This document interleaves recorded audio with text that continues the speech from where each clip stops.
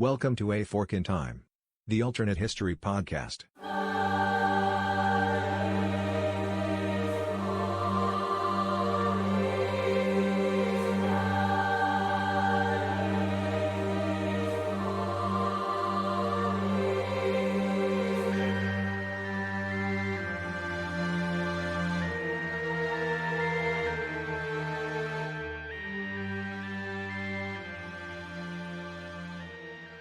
Welcome back to A Fork in Time, the alternate history podcast. Don sitting in the host chair today, actually happy to be joined by a familiar face and a new face. We've talked so often on so many of the episodes here of late about one of the things that Alexis and I have enjoyed most about our podcast experience is getting to meet new people and getting to interact with those people and then becoming part of our podcasting community. So I'm going to introduce a familiar face and a familiar voice. Familiar face to me, just familiar voice to you. I can see his face, you can't. But a familiar voice, that's Chris Capola. Chris, say hi to the good folks. Hi to the good folks. Yeah, that's almost become our running joke with you. And I also have with me, happy to have join us here, Eric Bond. Eric fits in that category of listener who reached out and said, hey, I'd like to be part of this. And as we've talked about so often, that's what we're a part of. So Eric, I'll let the next sound that our listeners hear be your voice, let you introduce yourself, and then we'll get rolling with today's topic and some discussion. Well, thanks, Don. Hi, everybody. I'm Eric. So excited to be joining us today. And yes, my last name is Bond. Please take this moment to get all the jokes out in your head. I'm sure I haven't heard any of them before. I doubt there's ever been a reference to a particular agent on Her Majesty's Secret Service. I doubt that that's ever happened, not once in your life. You are very lucky Alexis is not with us. Yeah, especially with that flag in your background. That would just derail everything right now. I'm sure there is not a collection of unpaid child support stacks from various continents. We're happy to have our Bond, Eric Bond. So you said get it out of my system. I think I've managed to get it out of my system now. If at some point I make the mistake of referring to you as Mr. Rush or Eric Rush, that's because Eric's also one of our contributors. And so we will have a couple of Erics. You can't go wrong if you've got a couple of Erics. So again, Eric, welcome. Glad to have you joining us. And I'm actually intrigued by most of the topics that we cover, or else we wouldn't do them. That's sort of the whole point of the exercise. But particularly intrigued because we were just talking off podcast about the various, what is it? We come up with 3-4 different ways to depart on this one. This is one of those ones that it's rich in even the forms of departure here. So what we're going to be talking about today, and today's topic here on A Fork in Time, is going to be around, of all things, and we will explain once we get back, but the following all fit the description: American presidents, manifest destiny, cannibalism, and war. If you're intrigued, we welcome you back after the break. Hope you join us then. Would groceries delivered to you in as fast as 1 hour save you a trip to the store? Instacart makes that possible thanks to personal shoppers in your area who hand select items based on your preferences from the stores you love. And shopping multiple stores is possible on a single order. Instacart picks the freshest produce and even keeps your eggs safe, all while finding everything you usually buy, providing smart suggestions for new items, and even highlighting deals to help you save money. And now you get free delivery on your first order over $35. Let Instacart know we sent you and help support our show by following the link in the show notes. Instacart. Groceries delivered in as fast as 1 hour. Welcome back to A Fork in Time, the alternate history podcast. Don sitting in the host chair today, joined by Chris Capola, and also joined by a new friend and a new participant here on the podcast. That is Eric Bond. It's at this point that we allow you to press pause on your listening and make your own Bond jokes. But we're not going to continue to go down that path as we move forward. So as I mentioned before the break, our topic today has elements of, I think what I said, American presidents, manifest destiny, the potential for cannibalism, and war. So having said that, now I'm going to turn it over to Eric to explain the historical what our topic is all about today. Go ahead, and if I can jump in real quick, we are Chris. Sports fans. Team name origins. Let's throw Team that name in origins. there too. There you go. You can get that in there too. Yeah. Cool. Thanks. Go ahead, Eric. All right, everybody. I hope you will permit me a bit of an artistic flair here. I am a playwright. Am I a good playwright? Well, that depends on what you think. So here is the what did. Let me take you back once upon a time, once upon an antebellum, if you will. And there was a Midwestern lawyer, smart, brilliant even, charming, maybe not the best husband. I am, of course, speaking of Lansford Hastings. That's right, the Lansford Hastings, failed pioneer and aspiring Napoleon. He is the author of a little book called The Emigrant's Guide to Oregon and California, published in 1845, and he had a mission in life. That mission, take over the state of California, currently under the rule of the Mexican government. What was his plan? Simple. Get enough Anglo settlers, preferably from the United States, into California to effect what has been called a bloodless revolution. He was inspired in part by what had happened in Texas. Yeehaw! How am I not surprised? Casual Texas reference. And he was also inspired by the known Swiss-German John Sutter and his Sutter's Fort, also known as New Helvetia. Lovely outpost, especially if you're into slave labor, which it was built on, of the following Native American groups. Anywho, deciding that he wanted to build his own little kingdom, which he was going to call Montezuma, Lansford Hastings decided to write the book. And he decided to cherry pick the heck out of it, make it sound too good to be true, because it was too good to be true. But it was enough for George Donner and James Reed, a farmer and a businessman, both often failed, but still with enough money. And they were inspired to take a small group of settlers out onto the Oregon Trail, break off halfway through to take Hastings Cutoff, which would lead them through the Utah Salt Lake Desert and the Watashi Mountains. I hope I'm pronouncing that correctly. If I'm not, please take this moment to correct me. I'll let you have it. Oh my goodness, you corrected me. Thank you very much for doing that. Let's proceed. So the settlers were beset with a multitude of problems. There were raids by Native American tribes. There were frequent arguments. There were two actual cases of murder, one which saw James Reed be banished from the party. However, he was able to make it to California on his own. However, this did result in some problems. As we might know from popular culture, the Donner Party would find themselves trapped in the Sierra Mountains and be forced to commit cannibalism, in some cases to survive. Now, thankfully, they didn't usually have to draw lots. They did in one case, but then they couldn't go through with it. But then that person died, so it was okay. And if you hear that rustling in the back, that's my cat deciding to make an exploration of my office. He is most welcome to vacate, please. Thank you, sir.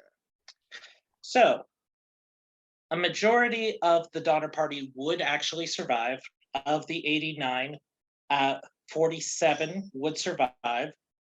10 deaths were female participants. The remaining 32 were all male. So, you know, definitely better to be one of the ladies at this time. And they would find themselves trickling through to California in successive patterns after rescue parties were sent. In the meantime, they found out, oh, California has just become a US territory. Because of top of everything happening, the US-Mexican War breaks out over the Trenton Affair, in which over a border dispute, a group of soldiers were attacked, killed, and taken prisoner by the Mexican government. Now, you might be wondering at this time, well, yes, the Mexican-American War happened, Mexico loses, America takes hold of Nevada, California, Texas, Utah, and New Mexico, along with a nice payout from the US government under the Treaty of Guadalupe Hidalgo. But what about Abraham Lincoln? Where does he come into this? Here's where. James Reed had filed for bankruptcy, and in order to hide his money, he needed a very good lawyer. Who else but his old comrade in arms from the Black Hawk War, Abraham Lincoln? And to sweeten the pot, he even offered Abraham Lincoln a spot on his journey. Come on, Abe, it'll be safe, it'll be great. There's plenty of opportunities for an aspiring politician out there. Why, you could even become king, such as, and this is a true story, a man named James Strang became king of Beaver Island at this time. It did not work out well. Abe Lincoln took the idea to his wife, Mary Todd Lincoln, and she said, I'm paraphrasing, of course, well, we've just had a child who's 3, and I'm currently in the midst of a pregnancy with our second child. So no, I don't feel like going on to the donor party. However, I will say goodbye to them. So at their departure, Mary Todd Lincoln could be seen waving her napkin around, wishing them a good journey. It would all be in vain. Until you suggested the topic, Eric, I had never, that was one of the first things that intrigued me about the topic was understanding the Lincoln connection and the Reed connection. And I had never realized if we had the power of going back in time and could take a picture of it again, we would see Mary Todd, as you say, waving goodbye to the settlers as they're heading off. And also the thing that jumped out at me, just reminding myself of the history and the timing, was realizing the backdrop of this happening as the Mexican-American War is breaking out and coming into being. I was telling Chris off podcast, I always think of 48 as the year for the war because it's when it ends. I don't think about 46 when it begins, of course, right after the annexation of Texas in 45. So this connected a lot of things for me and caused me to jump back in. Anything else we ought to know about the what did, Eric? For the what did, now a majority of the settlers, as I said, did survive. Most of the group was actually able to get by without resorting to cannibalism. However, it did happen, but they kind of pinned it on one German settler whose name was Louis Kessberg. Kessberg may or may not, it's sketchy, bragged about being a cannibal. He was later called in newspapers the human cannibal. It's redundant, but it sells. I suppose they could be worried about hamsters, but that's a childhood memory I don't want to go into right now. Along with this time, it's worth noting Lansford Hastings, who's kind of spearheading this, he actually said, I will lead any party who will meet me at Fort Bridger in Wyoming. If you meet up with me there, we'll go ahead. So the party, when they broke off on July 17th of 1846, did go to Fort Bridger to try and find him. They arrived about the 27th, only to be told, well, Hastings left. However, he is leaving a series of letters on sticks for you to figure out and puzzle your way through. James Reed and one of the others did ride up to meet Hastings and tried to convince him to come back to their party, but Hastings said he would feel guilty and quickly sketched out what roads they were supposed to take on the ground using a stick. Needless to say, it did not work out for James Reed, who's been at this point improvising his way through the trail. So there has been some interesting debate about, well, is Lansford Hastings really to blame? Yeah, he wanted to be king of California. Who doesn't? But it's really James Reed's fault for refusing to listen to anybody else. Multiple mountaineers, such as James Clyman, who advised them, don't go on this cutoff. This is a terrible plan. Yeah, But and one of the interesting things to me, looking at the cutoff and looking at some of the maps, first of all, it's not actually shorter. It's sort of proposed as a shortcut, but it's like 50 or 60 miles longer than the traditional trail, which went further to the north. And as you're pointing out, there had not been experience with wagons going across. It had been done on foot by Hastings and a few others, but never had wagons gone across. And the other thing that jumped out at me about the historical what did is realizing that the timing on this 6 to 8 month journey over to Oregon, which is where the trail traditionally went to, or you go down to California at that point, was if you left too early, you ran the risk of getting stuck in situations with mud conditions because of rainfall. You had to cross during the summer when there were ample grasses and other natural flora that the horses and mules and others would be able to use for food and for fuel. So you'd have to carry everything. And of course, if you left too late, you ran the risk of the early snowfalls in the Sierra Nevadas trapping you in. So it was like, there was like the perfect alignment of the things you had to put into place here to sort of leave at the right time, move at the right speed, get to the right place to not run into problems. And everything about the Donner, sometimes referred to as the Donner Reed party, everything about this party is they were late. They sort of missed the boat. They got to Fort Bridger. They made the dumb choice of going left instead of right, where no one had really gone before. They get trapped in all of that, and things turn out. I guess the other thing that jumped out at me, just looking at the historical what did, we'll jump off to the what if here shortly, is you assume when you hear this, sort of in history, that the whole party died, when in fact the majority, a slim majority, but the majority did actually make it, traumatized by the experience.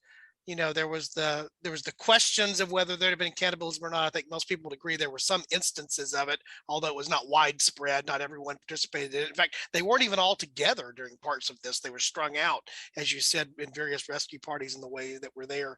So it was a good reminder for me to better understand just the real historical what did. And as I often do, I'll stick in the show notes a couple of links there to some of the historical what, the Wikipedia article. Nothing else is a good place to start, but some of the other things I found. Chris, did you have any comments about the what did before we get too much further? I had one question that I know the answer to, but I think it's going to be a nice transition to what's coming up.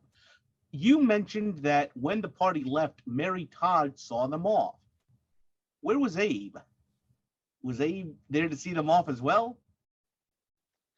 It's actually not recorded if Abe was there. He may have been at a political meeting, from what I understand of the record. However, I do have one additional fact. Somebody who was part of Hastings' group that he was traveling with at this time rode ahead. He was named Edwin Bryant, and he was a friend of the Donner Party, and he had rode further ahead by himself through the Hastings cutoff and saw, there's no way wagons can get through here. So he doubled back, left a letter at Fort Bridger, and said, please give this to the Donners so they don't waste their lives.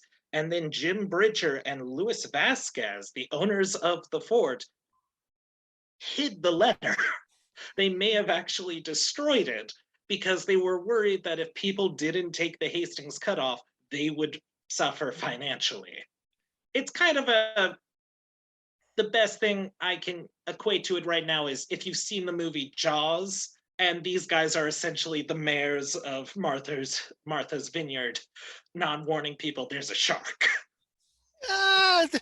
Yeah, the rumors of the shark are overblown. Don't worry about that. More of a if we're trying to keep it, chronologically similar, Blazing Saddles, where you want the railroad to actually run through your town, something like that, where you're yeah.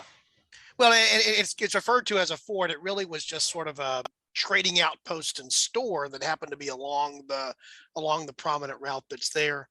The other thing I realized, I never played this as a child, despite it being so popular. I never played the computer game Oregon Trail, which is where most people would know some of the things that are along the lines of the event, what's happening here, and also the difficulty of moving.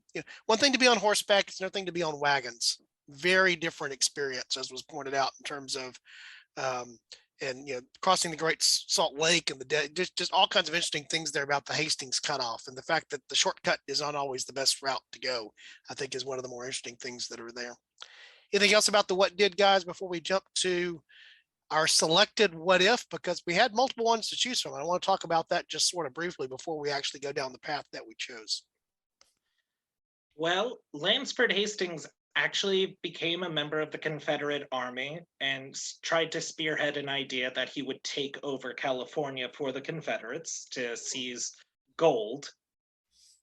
this did not work out. And after the war, he essentially tried the same scam again, this time writing a new book called The Immigrant's Guide to Brazil, where he was going to lead a bunch of confederados, as they were called, in Brazil to a new settlement and try the whole thing over again with a bloodless revolution if he could get enough white settlers there to filibuster. He ended up dying on the boat ride over, so we never will know if we could have ever seen the rise of Emperor Hastings. Emperor Hastings, or what he may have called his powerful new kingdom there in South America. Interesting. So when we first approached this, and when Eric first suggested the topic, there were a couple of things that jumped out at me, with the connection, obviously, between the Lincolns and the Reeds, and so thus the Donner Party. One possibility would be, and Eric sort of already covered this, what if the Lincolns had joined the historical expedition? It's not expedition, it's an exercise in immigration.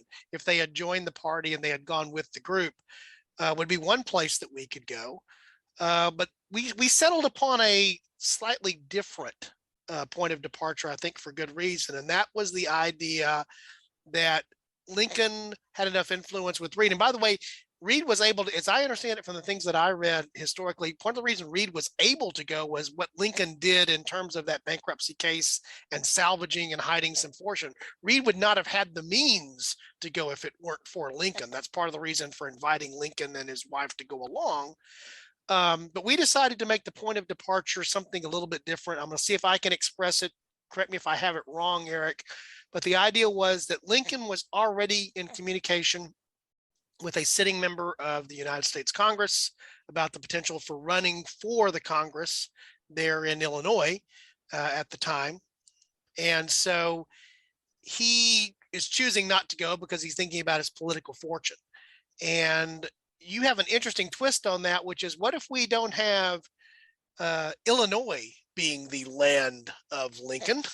But what if in our departure, we actually end up with California instead of being home of the 49ers, sports team reference there for you, Chris, as you mentioned earlier, but that somehow California becomes the land of Lincoln. So explain how that works, Eric, in our alternate timeline. So how this would work in our alternate timeline, and I know we discussed two variations of that, where Lincoln is able to talk them into holding off on their trip maybe one more year, because at this time, Mary was still pregnant with who will be their second child, Edward Baker Lincoln, who tragically dies in 1850 from complications, I believe, of tuberculosis. The other alternative is that Lincoln decides to go on his own to travel with the historical Donner Party. Now, Lincoln, I think, has a fair chance of surviving, even if the events should somehow replicate themselves from that 1846 period to, let's say, they leave in 1848, which might honestly be better, because at that point they'll have the gold rush and a whole slew of settlers coming into California. Now, I think Lincoln himself, upon arriving in California, would try to establish himself as, I am a trained lawyer, I am experienced, I have served in my own state house of representatives, therefore I am one of the best qualified people to help form this new government. A lot of California's representatives at that time, and their governor, had come down from Oregon, where they had established their bona fides there. So in this case, he would be traveling with the Donners and establishing himself politically within California around the time of 1848 to 1850. Okay. And that's it's interesting to me. That's an interesting critical time. Obviously, it's at the end of the Mexican-American War. Treaty of Guadalupe Hidalgo settles a bunch of borders. There's some money that's paid for part of that. The rest of it's just held on to. But then you also have, shortly thereafter, the find at Sutter's Mill, you have the 49er experience. And one of the things that's always amazing to me when I read about California history before the gold rush, pretty sparsely populated place. All in all, we think about the explosion of what becomes San Francisco and the other population explosions. Those are as a result of the gold rush, of the finding of gold and what happens there. Prior to that, it's attractive, pretty territory. The ground shakes every once in a while if you can live with that. But it's not the California that we think of just a few years later. And obviously the California of 1850, which is admitted as part of the compromise, finds itself smack dab in the middle of the things that are now leading up to, of all things, the Civil War, which is obviously going to have an impact on the real timeline for Lincoln. So just thinking some of that, all of that being thought through together for me is sort of an interesting thing, just how compacted that little piece of history is in terms of actually what happens there. I actually like the idea of the slightly later going Lincoln and how that plays out, and getting him to California safely, along with others who had influence and power and a little bit of money to go with it. The other thing that strikes me, though, just think about the original timeline. If Lincoln had gone with the original group, maybe he would have been smart enough to make a different decision at the Hastings cutoff situation. He might have brought a little let's call it intellect that might have been well served, and some wisdom that might have been well served there if Lincoln goes along with the original party. But let's say, for the purpose of our alternate timeline, we're going to get Lincoln there with the delayed scenario a year later.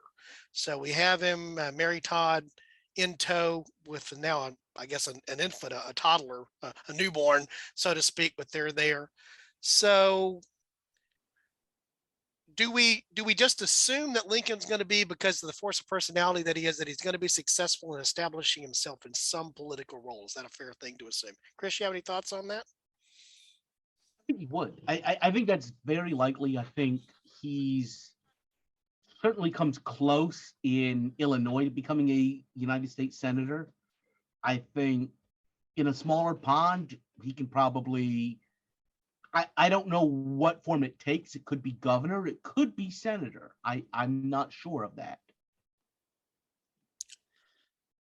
The reason I myself lean towards the governorship, Chris, is in the election of 1848, Lincoln had thrown he always wanted Henry Clay to be president.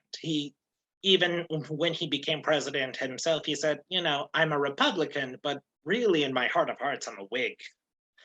But when Henry Clay did not garner enough support, Lincoln, that is, threw all of his energy into campaigning for Zachary Taylor, in the hopes that Taylor would reward him with a governorship of a territory, ideally out west. So that's why I lean more towards governorship. I think that's something of an expressed interest for him. Also, I think that Lincoln is able to communicate the Whig policies, especially towards having a strong banking system, having a strong currency. That is going to be very appealing, especially with the gold rush going on in California, is that they're going to think we need an internal structure, so that way it's not just the Wild West. So one thought question I have. So he's behind Taylor in 48. Is he trying to become an appointed governor? Do we think he's an appointed governor of the territory of California, or does he 2 years later either take over as the elected governor or run as the elected governor when it actually becomes a state? Because it's very soon afterwards that it has more of that formal state structure, as opposed to a territory that honestly a president can kind of hand out. Right. Drawing off on our own timeline, the first governor of California is Peter, please forgive me if I pronounce his middle name incorrectly, Hardeman Burnett. He was appointed by the California Republic before they were recognized then as a state, and then he was and still is recorded as their first official governor. So I think in this case, it would have to be that he runs for governor, because Burnett does not last. He actually resigns. And in fact, it's not until their third governor that someone is actually elected and serves a full term. I don't know if they were also having issues with the recall then, but that's just me. It's California politics. It starts early and continues on, right?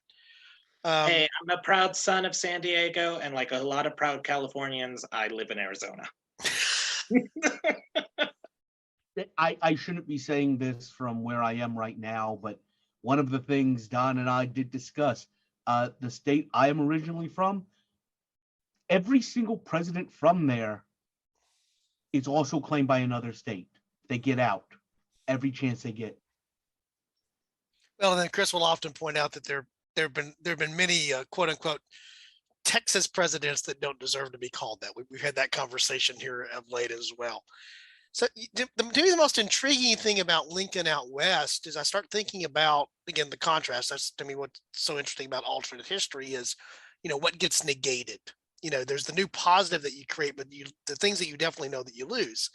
Lincoln in California, in whatever role that he's in, he's a governor, he's a member of the state legislature, he's maybe the senator from California, whatever that role is. He's probably not debating Stephen Douglas anytime, in 54, unless, you can come up with a pretty interesting way that would have happened, because that happened in the context of a different electoral, situation that he was involved in. Well, if anything, he's likely to be a partner with Stephen Douglas. The first about 4 California governors were Democrats.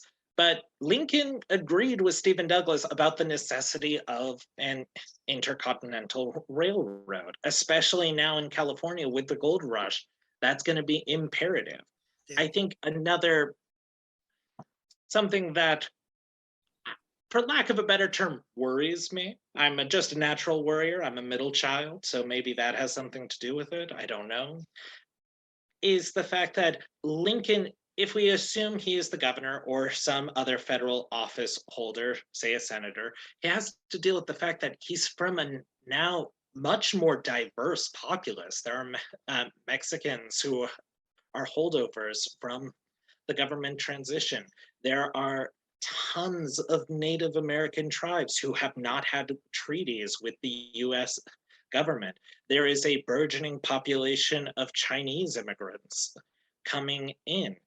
And at this time, the first governor, Burnett, who we were talking about, he was trying to institute a policy of, I don't want California to be a slave state. I want California to exclude any Black persons from entering, which was the rule in Oregon. It's why the KKK had such a popular second rising up there back in the, I want to say, post-World War I period, 1920s.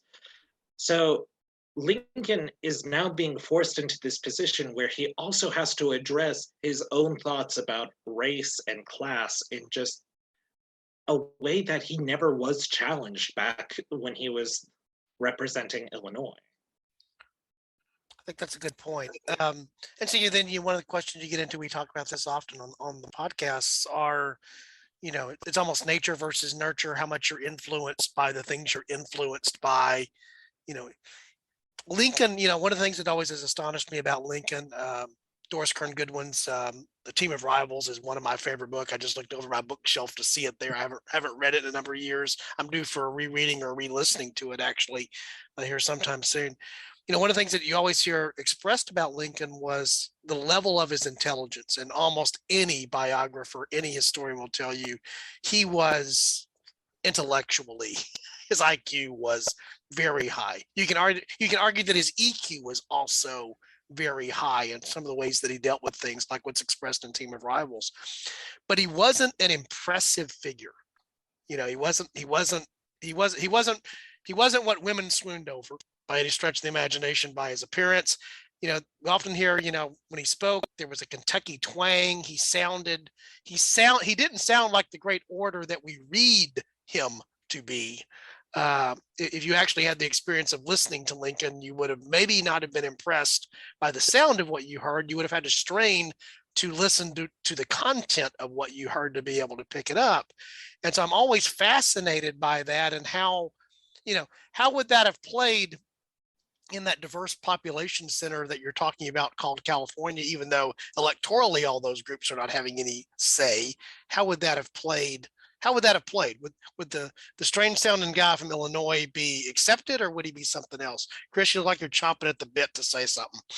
I do, because I'm right now really thinking about the last Texas governor the last Texas president we ever had, Senator Cornpone, LBJ, or also the first Californian that we ever had as President, Nixon.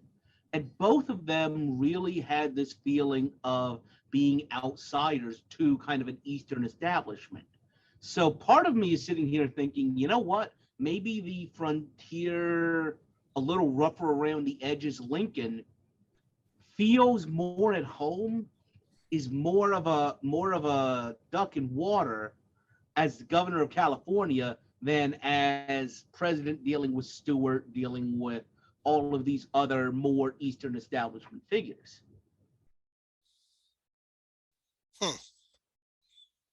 That even, I guess the bigger question I want to ask, what's been running through my head even going down this, is I can imagine a scenario where Lincoln is very successful in business or in politics or both in California.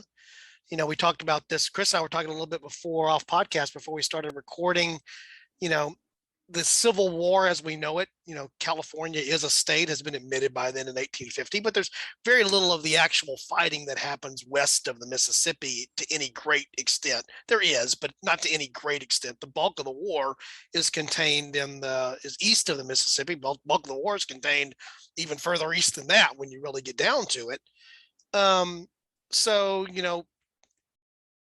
Does Lincoln rise to be a national figure before the Civil War? Lincoln's election is the catalyst for the outbreak of the war. That probably still sets up as it does no matter what, just because that was the division that led to the Republicans being able to slip in. If it wasn't Lincoln, it would have been somebody else probably that would have elicited the same result. But, is there the scenario where we still may end up with a President Lincoln? I guess that's one of the questions I want to hear from both of y'all on. But also maybe is that a later version of Lincoln? Is Lincoln some type of post-Civil War president because he's isolated during much of the war? He's out west. And so, then he comes in after the war, a different role at a different time. And so there may still be a President Lincoln, but not the wartime Civil War president that we think of, something entirely different, this Californian Lincoln who comes in some other role. Either of you have any thoughts just about the 10,000 things I threw out there and then I'm now going to shut up and listen to? Do you have something, Eric? Because I've got one interesting thought. I defer to you, sir. This is something we touched on a little bit, and I guess we're going to pull this string now in the latest episode of The Room Where It Happened. Maybe Lincoln not having to deal with Reconstruction was a really good thing. And so a later Lincoln coming into, let's say he does somehow come into the presidency in 68-ish.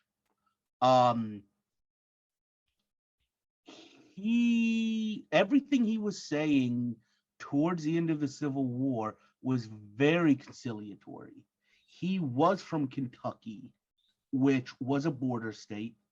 The actual president after the Civil War for a lot of Reconstruction was also from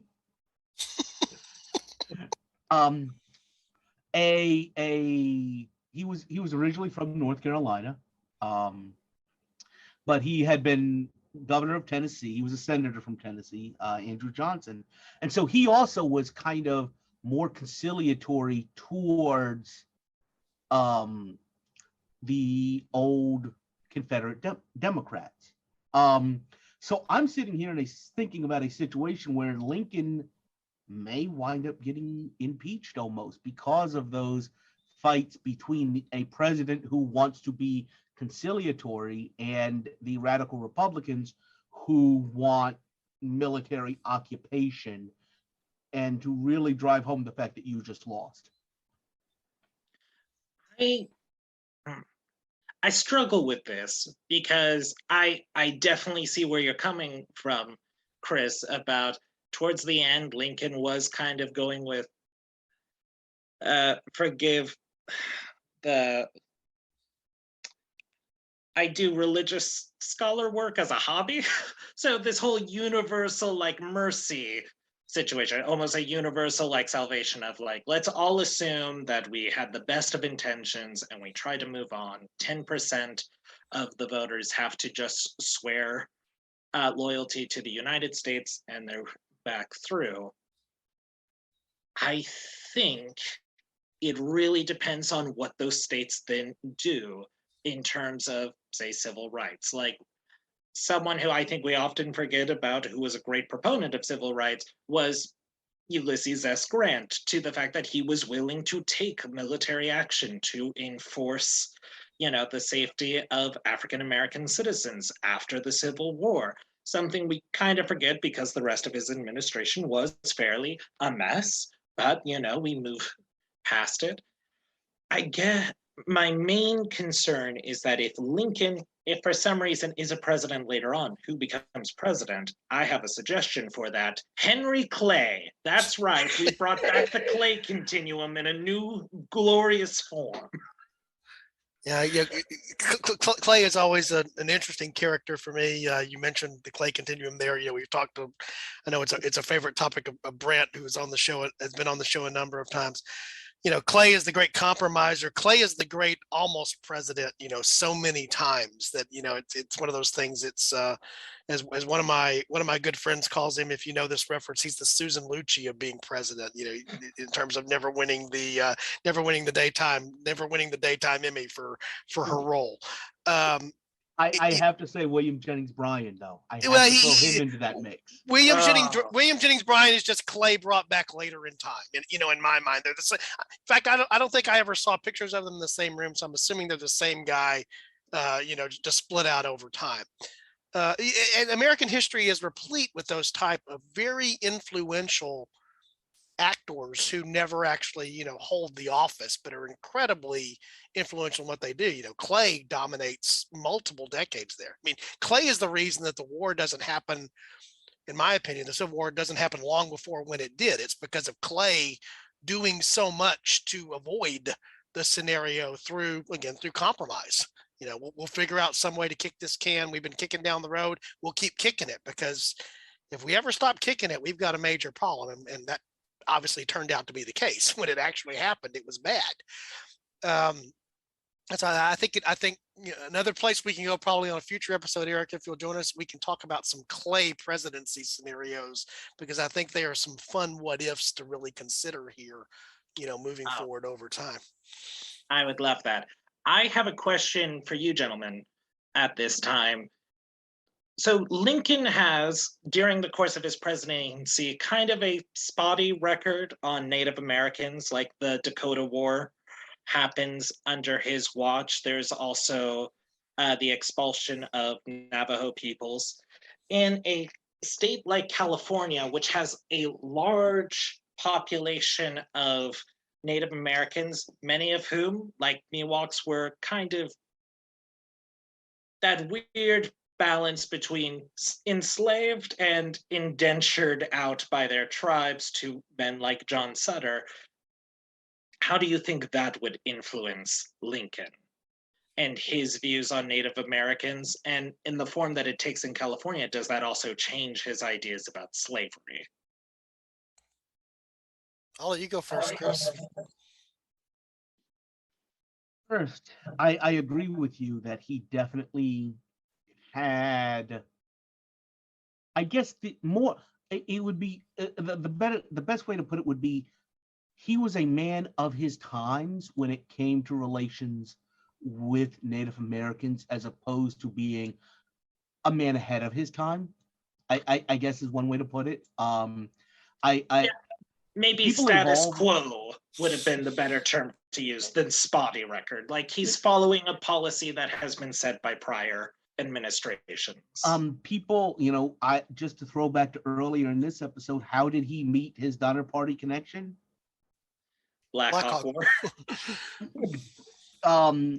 There was definitely the rising in Minnesota. I want to say in '64. I want to say Red Cloud. I could be wrong on that.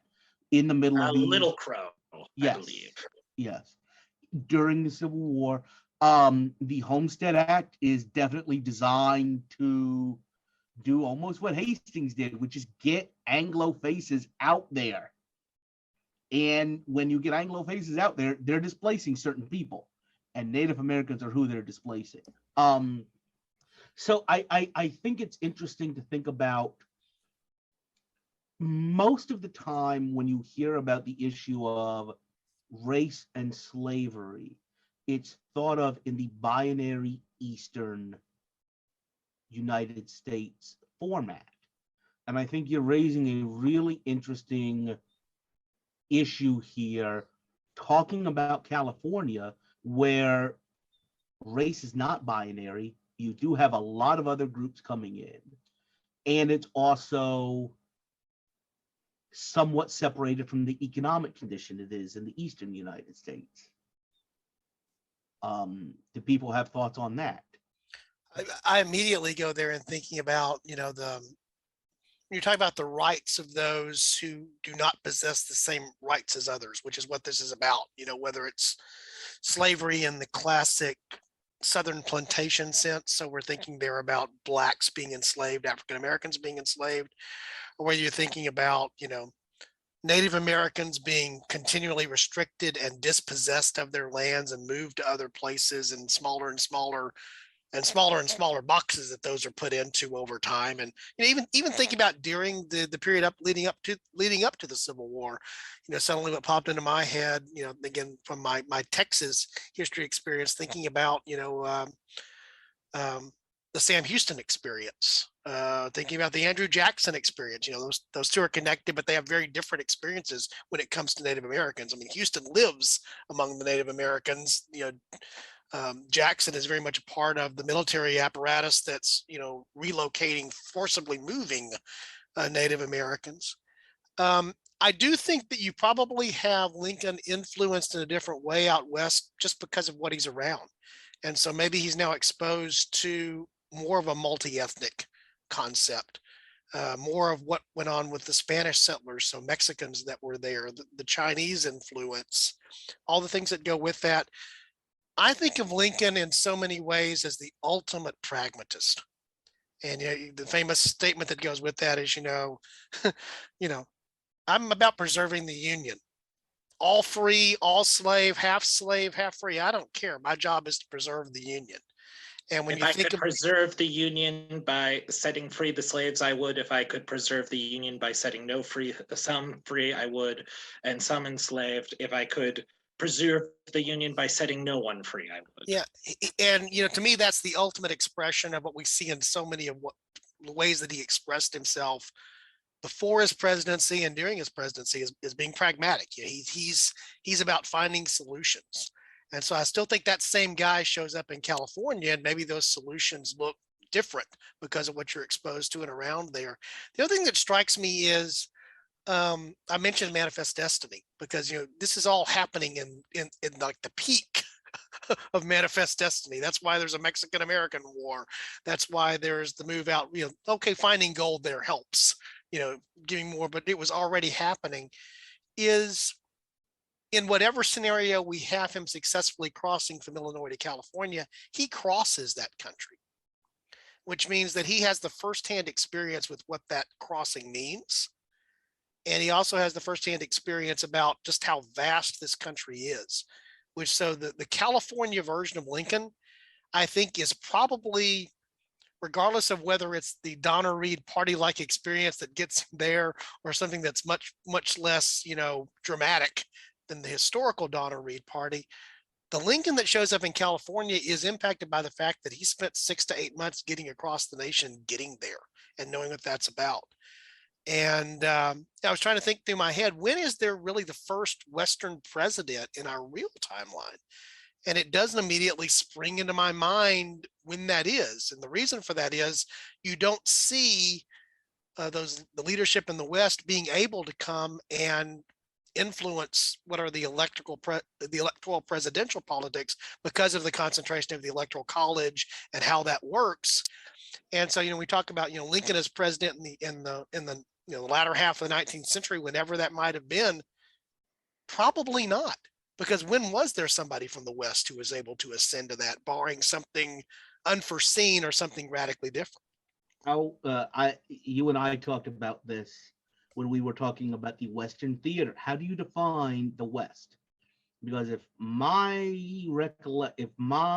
figuring is correct, we might be talking about Hoover or Eisenhower of Kansas. And if you're talking actual Pacific border, it's Nixon. Right. And so, and in California in particular, in that particular example there. And so, to me, the interesting thought is if you displace Lincoln to California, I think you have obviously his influence on what California is and becomes, and California influences him. But do we know the California Lincoln as a national figure the way that we know Illinois Lincoln? And my first blush is no, because there would have been no, unless he chooses to come back. And that's a whole other thing that could have happened. It's not saying that he wouldn't have come back. And if he does come back, then I think that's an interesting thing to explore. And I'd like us to explore a little bit. Does he come back different? So maybe he does come back to Illinois, in a very short period of time, so much so that maybe he is in the hunt for, the 1960 election through other means that are there. If you have, I keep calling him California Lincoln. If you have California Lincoln back in Illinois, how is the new Illinois Lincoln different having been California Lincoln? Well, if you want me to get fully into that, have me back for another episode. But also, we can call California Lincoln Californian Abraham Lincoln. There you go. The first thought I have is, how does a California Lincoln differ from a John C. Fremont, who's also involved in Republican politics and also has a little bit of a more Western twang, power base, whatever you want to call it? The other interesting thing, and I'm going to call back to a discussion we were having earlier. You mentioned Lincoln's comments on his overarching pragmatic objective was to maintain the Union as president, and he would do whatever it took to make that happen. As governor of California, what is his overarching pragmatic goal? The reason I stress that is this. We mentioned all of these other groups that are present in California. None of them have the franchise. The people that have the franchise are Anglo settlers. So do you get a situation where you've got a more populist Lincoln who's advancing the cause against, who's starting the process of reservationizing a lot of these native tribes that have just become Americans? What is, as a governor of California, what is his preserving the Union? What's his equivalent of that through which anything serves?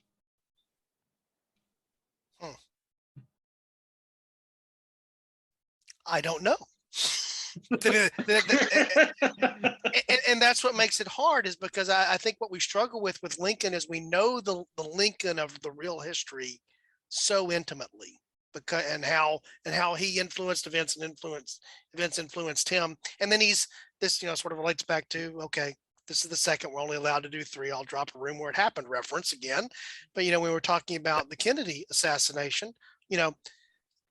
What eventually Kennedy becomes, we don't know, because it's cut short. What Lincoln becomes, either as president in Lincoln facing Reconstruction, or a different Lincoln who lives beyond the Civil War, we don't know, because we don't have that to compare from history. The other thing that is interesting about Lincoln, he is known, but he's not known. You have very intelligent people that will sit here and argue against the quote you just used, Eric, that he would free every slave if it would preserve the Union. They basically say that is fluff. That's what he's saying to actually stay in power. Because if he comes out and says what he actually wants, he will either never take office or will not get any support there. So there is that debate today amongst Lincoln supporters. Does he evolve or does he start out the person we think about? And also, it's really, we did talk about it a little bit. Even though he's remembered as the great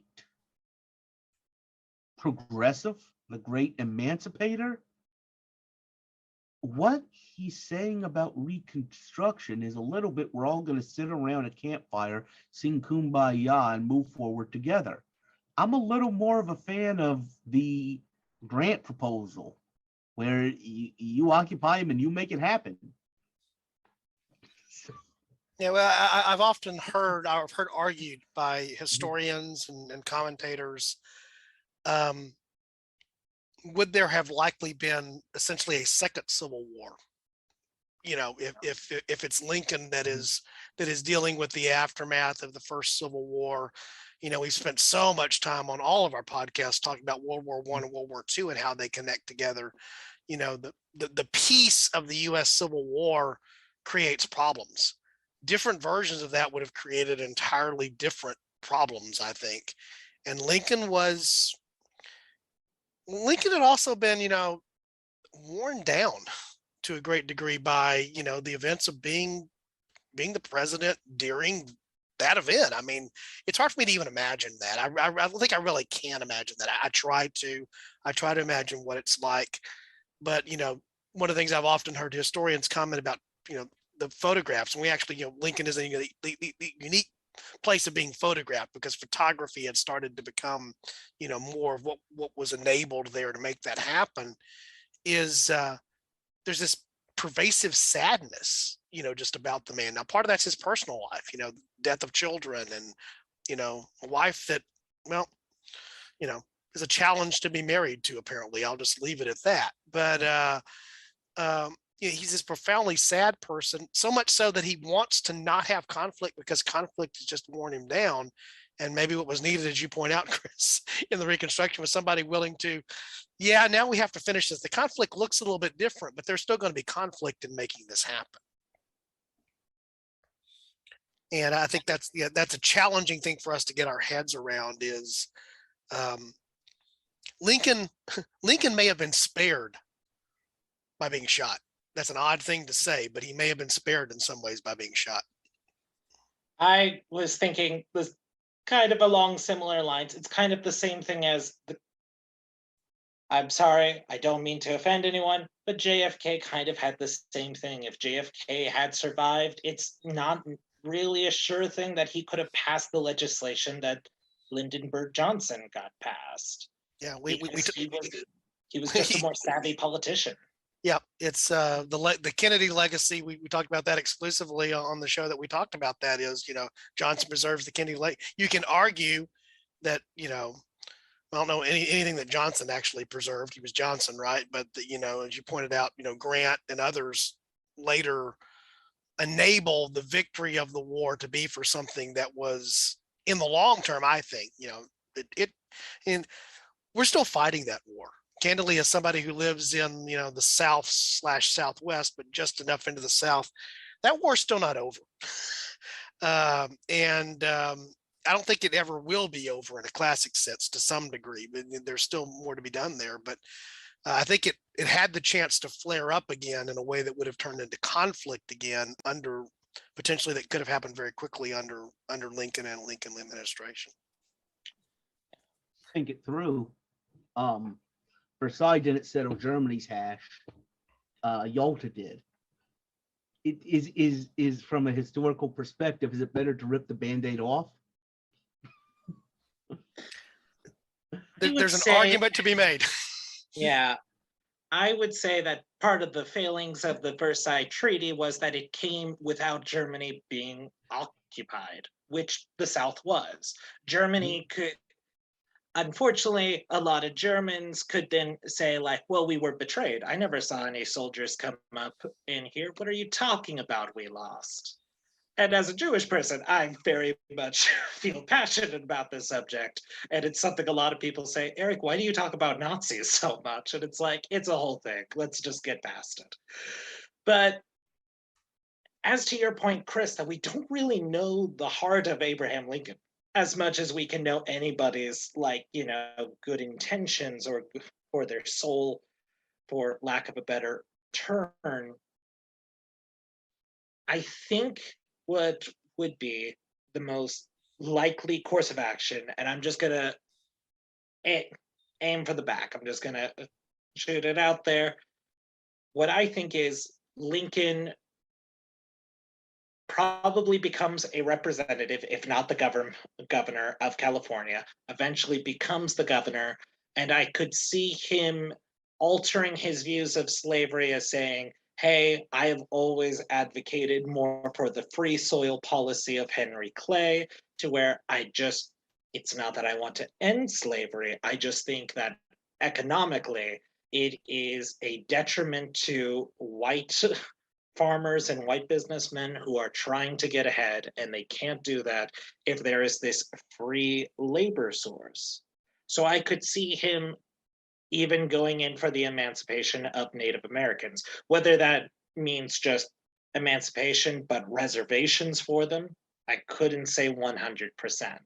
I also think that we could see Lincoln being for the enfranchisement of those Spanish and Mexican settlers into California who have remained, and probably use that as a power base of his own, saying, hey, we're all talking about male universal suffrage. These are men, and these are not as, please forgive this phrase, they are not as dark-skinned. As anyone who can tell you, after the Spanish Reconquista, we get the phrase blue-blooded because the Catherine of Aragon and her husband, his name escapes me, would point to the veins in their arms and say, I'm blue-blooded. I'm fair, which was I'm lightly complected enough that you can see my arterial and venous construction underneath, and that's not true of others. Yeah. So that's where I think he kind of builds up this base for himself. And I do think he could pursue the presidency as a true Westerner. Western-ish. Technically, Hawaii would be the most Western state of us all. And we're not even to the annexation there yet. That's a whole. By the way, that's a whole other topic that I have queued up as a future topic for Fork in Time. So stay tuned at some point in the future for that. Guys, we're drawing down to the close of the time that we allotted. So I don't think we finished this topic. We're going to come back, and I have to come back and revisit it, maybe from another jumping off point here at some point. I'd be intrigued to do that. I like the idea of other Lincolns. Thinking about other Lincolns, I think, is an interesting concept in general, just because it's around a thing that is often, Chris and I have talked about this frequently off podcast. We've mentioned a few times on podcast. The Civil War tends to be one of the things that you see most alternate history flow around for all kinds of reasons. It seems to be a lightning rod for a lot of alternate history thought. There's lots of interesting things that you can do around it that have nothing to do with changing the outcome of the war, but moving some of these players around to different theaters around that. I think that are also interesting to look at without getting caught in the what if the South had won or what if something else, but just moving some of the players around. Even the idea of like a Henry Clay presidency, what could that have looked like? Could a settlement have been brokered that would have avoided the whole thing? Because to me, one of the most interesting things about the Civil War, and I know I've gone far afield here, is given enough time and technology, there's another path that could have led us out of the need for slave labor in the South. That doesn't solve the problem. It probably creates other problems, but there's other ways with just a little bit more time passing that things might have also played out differently and sort of in interesting ways. that, And- we haven't even gone down that path in any episodes ever, but we're going to at some point. I want to say we've touched on this thought, which is if you don't have it reminds me a little bit of what you were saying about the California trip. There's a very sweet spot where it can't be too late or it can't be too early. It can't be too late because at that point you've got economic and material industrial changes changing the economic underpinning of the slave system. It can't be too early because those changes have already started in the North, and that's why they're able to win the way they are. Exactly so maybe right. if Clay isn't able to patch together some of the compromises he is, and it does come to blows earlier, the North doesn't have some of its advantages. Yeah, Or even if Stephen Douglas somehow became president and got to enact the railroad policy, it may not have been such this is a relative term, easier victory for the North if the South has just as much transportation technology. I also get the thing that struck me about the idea of California Lincoln coming back is this idea of railroads play a huge part in the Civil War, as is being referenced there. The Transcontinental Railroad is an important aspect of what's going to happen as a result and shortly after there.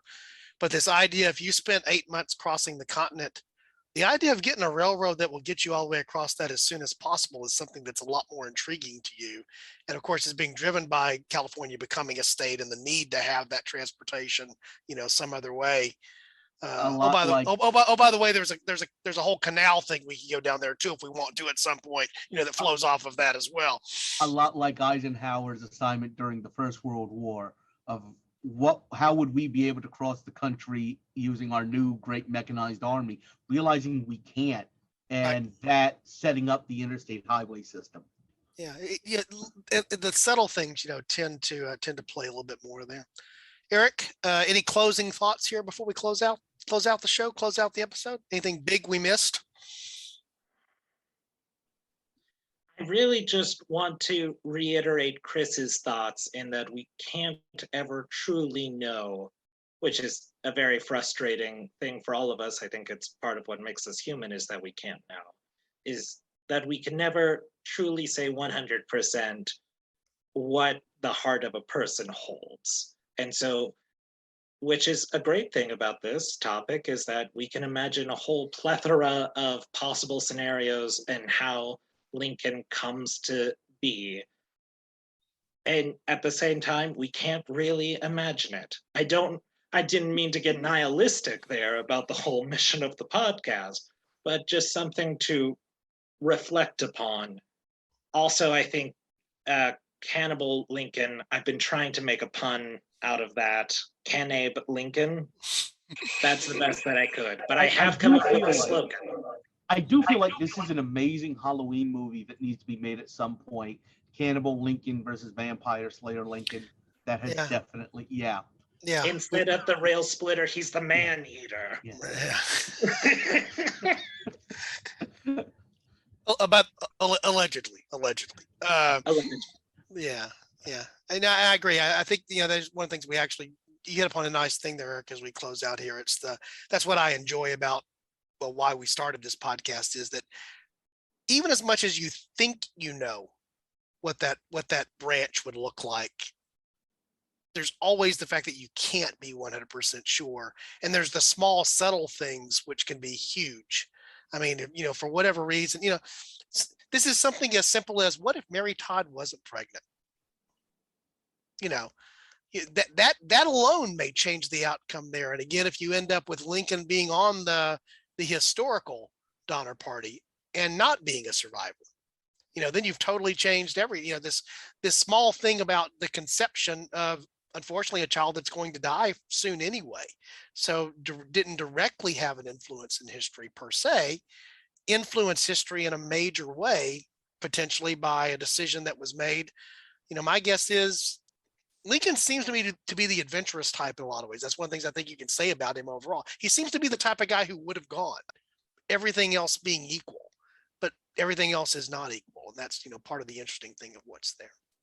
So I'll close us out on that. Eric, thank you for joining us. We will have you back. So be thinking about topics you'd like to consider there. And as we said all along, and I'm going to close out on this, it's been a theme of the last couple of shows, both here on A Fork in Time as well as on The Room Where It Happened. And this is what this is about for us now. It's about growing a community of people who like to talk about this and hearing their points of view and hearing their thoughts on things. So first of all, thank you for reaching out and actively engaging with that. I would encourage others to do the same. By the way, you do that at www.aforkintimepodcast.com. I think Eric would tell you it's pretty easy to fill out a form there. And when Don's on his game, you'll actually get a response within a couple of days pretty quickly when he's doing things right. So what, less than 2 weeks from when you first reached out, Eric, give or take, to being here now? Not even that, but right? It's okay, Don. I was in Hawaii, so okay, fair enough. If I was spending my entire time just by my laptop of like, will Don write me back? I think I would be missing the point of the trip, and my fiance would be very upset. I would agree with that. I would totally agree with that. So again, Eric, thanks for joining us. Chris, any closing thoughts before we shut her down here today? No, I think this was another of those episodes where we got it like maybe a third of the way through, and then we just kind of winged it. I think it was a good winging. Yeah, and I think we left plenty of paths to go down. We left maybe a Hastings cutoff or two of our own that we can go and explore that we'll come back to at some point. So once again, Don, on behalf of Eric and Chris, saying thank you to our listeners. Join us next time, and looking forward to it then.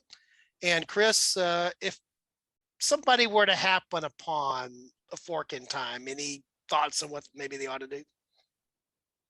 Follow the letters left for them, hopefully, or I like that. Look for Hastings posts, in the literal sense, posts on posts, and figure out where to go, and maybe, choose to take it. All right. Thanks, guys.